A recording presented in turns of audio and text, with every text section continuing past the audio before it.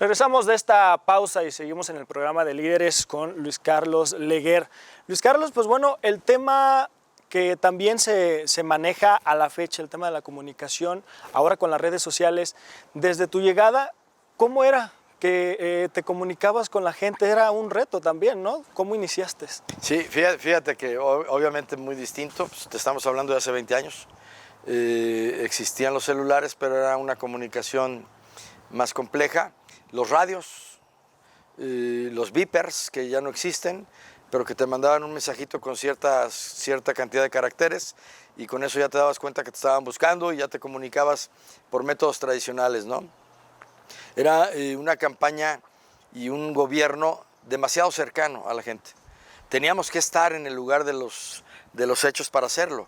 Y una manera de comunicarles que yo estaba ahí era, por ejemplo, vestirme de policía y estar en la noche haciendo vigilancia con los compañeros policías o correr detrás de los camiones echando basura o meterme a hacer la limpieza como antes se hacía, antes de que los Bactor existieran, para sustraer los desechos. Antes eran unas guías que se jalaban manualmente y te metías tú al pozo. Entonces yo lo hacía, cambiar las lámparas, hacer los sabatones, que fue un exitazo, el tema de acercarte mucho a la sociedad a través de esos esquemas. Esa era la manera de comunicarte, personalmente. Estando ahí en la colonia, estando ahí en la necesidad de la familia y en el reclamo también, porque no todo era lo bonito, sino que también existía pues alguna circunstancia de malestar social. Pero ahí lo escuchabas en vivo, ¿sí? Tenías que tener muy claro que era la única manera de poderlo hacer. La radio o los periódicos que en aquel tiempo existían eran los métodos de comunicación más precisos. Almadelia Campos nos ayudó conformando un equipo de televisora que ella administraba y era un ejercicio inicial de tener Ciudad Guzmán como ayuntamiento su propia televisora. Entonces creo que esa era la manera de acercarnos y de darnos cuenta que la comunicación a como está ahora pues era muy diferente. Hoy te puedes dar cuenta que las redes digitales, si bien son una herramienta fundamental, también es una trampa cuando alguien la quiere usar mal. Y hay mucha gente que perversamente la usa para fines pues, totalmente torpes, ¿no? La desinformación, claro. La desinformación. Y ustedes están en un medio en el que esto se da mucho, ¿no? Estamos metidos en un esquema de comunicación muy diferente. Y yo creo que antes era pues cacaraquear el huevo aquí mismo, en la región.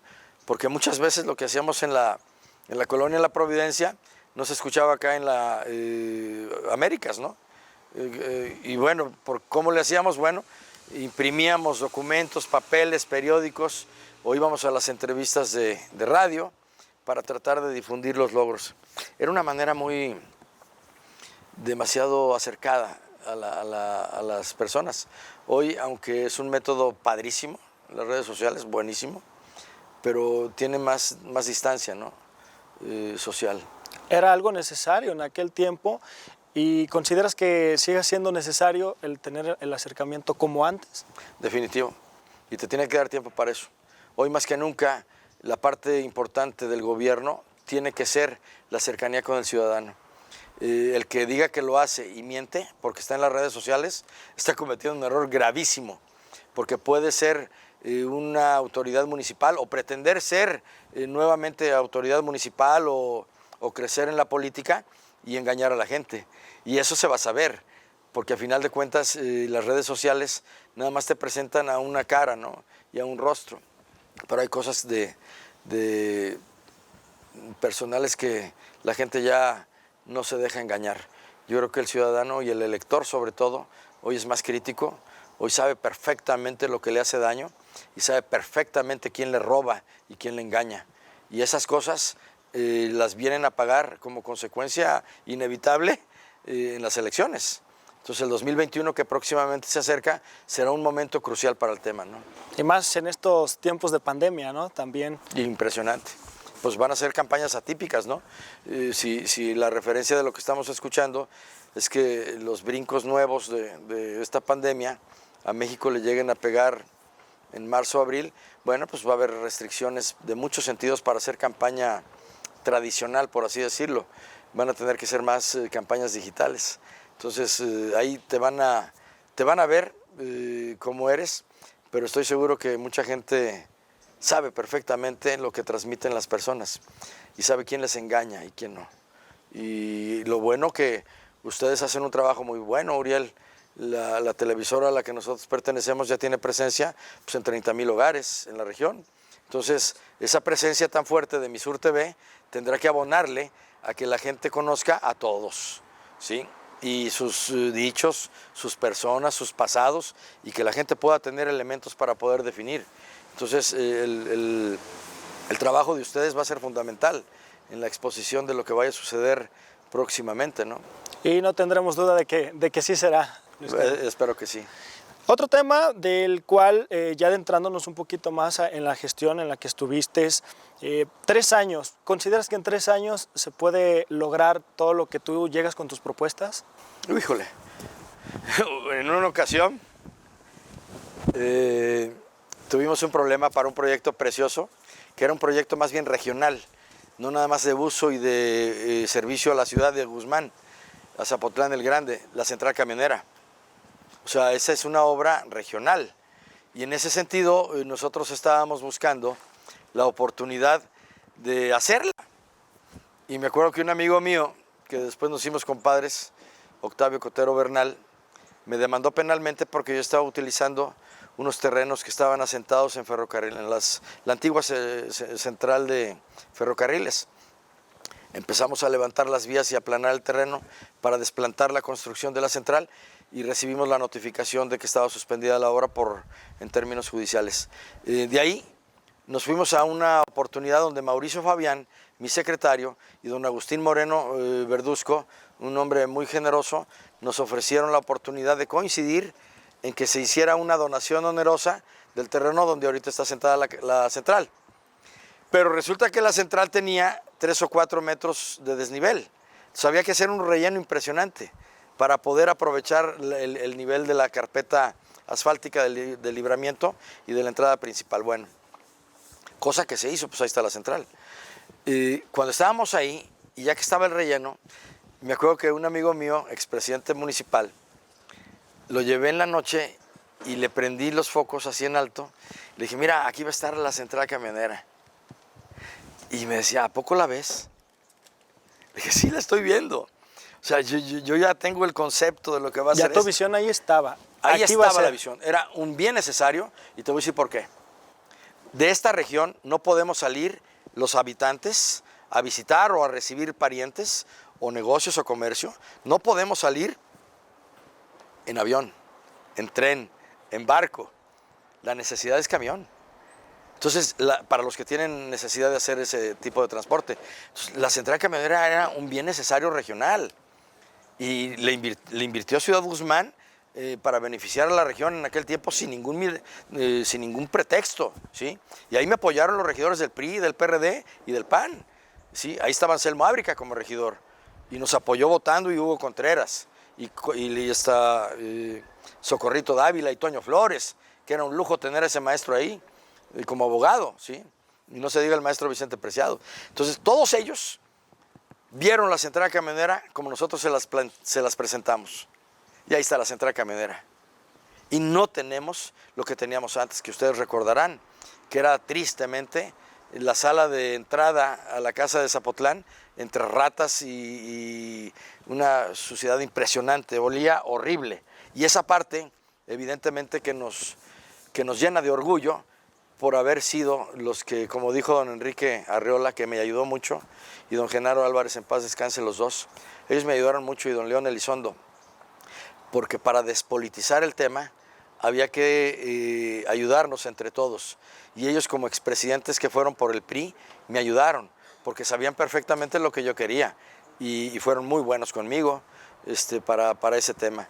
Te puedo decir otra cosa, algo que Alberto Cárdenas Jiménez, antes de dejar de ser gobernador, me tocó vivirlo como gobernador 2 meses, enero y febrero del 2001. Y 2 actos importantísimos que Alberto Cárdenas hizo para su pueblo fueron municipalizar el fideicomiso de la central de abastos para que el municipio administrara ese bien en su liquidación, que fue lo que hicimos. Y para eso invité a un amigo mío, Enrique Aguayo, que fue el director de ese proyecto, y se vendió el fideicomiso, que tenía como 18 años, que no se le movía en su venta, y con ese dinero, o con parte de ese dinero, se construyera la central camionera. Y otro dato de Alberto Cárdenas que tuvo a bien dejarnos fue dejar etiquetados en aquel tiempo, si mal no recuerdo, 30 millones de pesos de hace 20 años para construir la segunda planta de tratamiento de las aguas residuales de Ciudad Guzmán. Y con eso completar que se trataran las aguas residuales que van a la laguna al 100%. Todas las aguas residuales en aquel tiempo de Ciudad Guzmán se trataban al 100% en esas dos plantas, en la 1 y en la número 2, que fue la que nos tocó construir a nosotros. Entonces, fueron obras impresionantes, porque ¿quién iba a pensar, si no hacemos eso, que después la laguna iba a ser la sede de la selección de canotaje y de remo, ¿sí? Y después fue sede de los Panamericanos. Si no se hubiera hecho eso, probablemente no hubiera cumplido con los requisitos que esa organización internacional de deportes hubiera requerido, ¿no? Son cosas como esas, ¿no? Como lo que te digo, o sea, traer una empresa como Desert Glory, en la que yo no me quise meter para nada en la adquisición de los terrenos que ellos querían buscar, porque era malo que tú te metieras, se interpretaba mal. Tú no tenías que estar en la compraventa, tú tenías que estar en el apoyo. Y el Ayuntamiento de Ciudad Guzmán me apoyó a través del reglamento que implementamos para tener legalidad en lo que hacíamos, para darles una subestación eléctrica, una carretera que era como de 1 kilómetro, pavimentada, y ayudarles a emparejar el terreno que le habían comprado a la familia Enríquez en el famoso rancho El Estribo, ¿no? Entonces yo no intervine para nada. Ellos, los dueños, Yves Gomis, que era el empresario, llegó y se deposita en los intereses de la familia que comentamos, y ahí está, Desert Glory, 100 hectáreas de invernadero que generaron en aquel tiempo cerca de 1,200 empleos.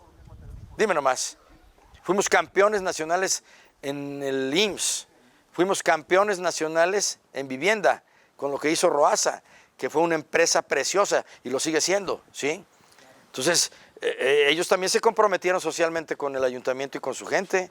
Por esa razón, la realidad es que tenemos una suerte enorme de haber sido una parte fundamental de que esa visión que se tenía de ayuntamiento tuviera un impacto y una referencia en lo que pudieran hacer los demás. Y son inacabados los ayuntamientos.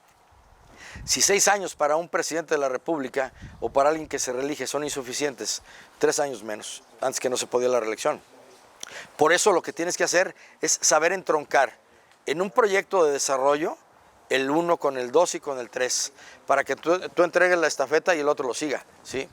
Y desde ahí fuiste impulsor para que no solamente se viera como un pueblo, Ciudad Guzmán, Zapotlán el Grande. Desde ahí ya inició todo esto, que no solamente veíamos las típicas tostadas de aquí de Ciudad Guzmán, vamos a Ciudad Guzmán, son las tostadas. Desde ahí ya se empezó a ver como una ciudad grande, que como tú lo dices, pasaste la estafeta y se sigue viendo esa grandeza.